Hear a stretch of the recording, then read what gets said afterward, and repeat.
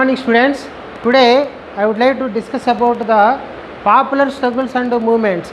This is the fifth chapter in democratic politics and we are going to discuss about this topic. So I divided this topic into 4 days, and in day 1 we will discuss about the Nepal and Bolivia. So first of all, Nepal is a landlocked country in South Asia. So it is our neighboring country, and it is a landlocked country, and neighboring countries like China, Bhutan, Bangladesh, India and other countries are there with Nepal. And Nepal has similar culture, similar history, similar traditions and similar customs with India.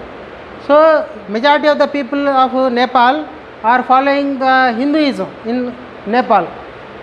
Okay, Nepal witnessed an extraordinary popular movement in April 2006.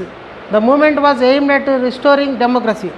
So to restore the democracy, a popular struggle or popular movement occurred in Nepal. And he was King Birendra. Actually he was the king and he was killed by some unknown persons. Although the king formally remained the head of the state, the real power was exercised by popularly elected representatives. So earlier democratic principles were followed in Nepal, and King Birendra, who accepted this transition from absolute monarchy to constitutional monarchy, was killed in a mysterious massacre of the royal family. So there is a difference between a constitutional monarchy and absolute monarchy. Constitutional monarchy means the king will rule according to his own will and wish. So he will not bind to the rules and regulations, and he will not follow the constitution. But a constitutional monarchy, he should accept the constitution, he should obey the constitution, and he should follow the constitution. So these are the differences. So a constitutional monarchy and an absolute monarchy. Earlier Nepal was absolute monarchy, but later King Birendra, he accepted the constitutional monarchy. And here you can see the picture of King Birendra and his family. His entire family was killed by some unknown persons. The reason for killing was not known till now. And after the death of King Birendra, King Gyanendra became the king of Nepal. And King Gyanendra, the new king of Nepal, was not prepared to accept democratic rule. He was an undemocratic ruler. And King Gyanendra took advantage of the weakness and unpopularity of the democratically elected government, and in February 2005 dismissed the then Prime Minister and dissolved the democratically elected, popularly elected parliament. The movement of April 2006 was aimed at regaining popular control over government from the king. So here the point is, King Gyanendra, he did not accept the democratic principles or democratic ideals. So he dismissed the constitutionally elected government, and that government was a weak government. That's why he took the advantage and he dismissed the constitutionally elected government.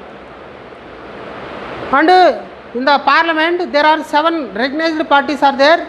All these 7 parties made into 7-party alliance. So it is also known as the SPA. So in this 7-party alliance, all the political parties of Nepal, they met and they called for a 4-day strike. 4-day strike means, so they want to show their anger towards the king.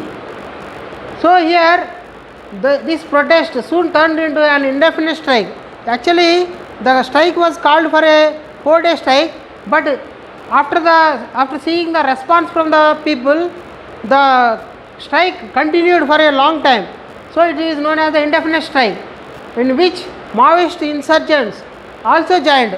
Maoists are generally the Maoist people will not mingle with the political parties, but they also came with the 7 political parties and they also supported, they also joined in this movement.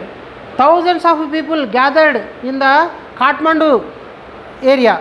Kathmandu, all the roads and streets are filled with the people, and almost 3 to 5 lakhs of people gathered in Kathmandu area,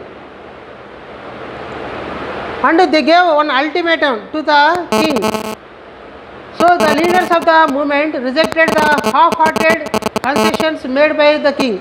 So the king, he want to give some concessions to the 7-party alliance, but the 7-party alliance did not accepted the concessions, and they stuck to their demands for the restoration of parliament, power to an all-party government, and a new constituent assembly. So these are the 3 demands. First of all, what is the first demand? Restoration of parliament, that was the first demand. Second one is power to an all-party government, that is the second demand. Third one is a new constituent assembly. So this is the third demand.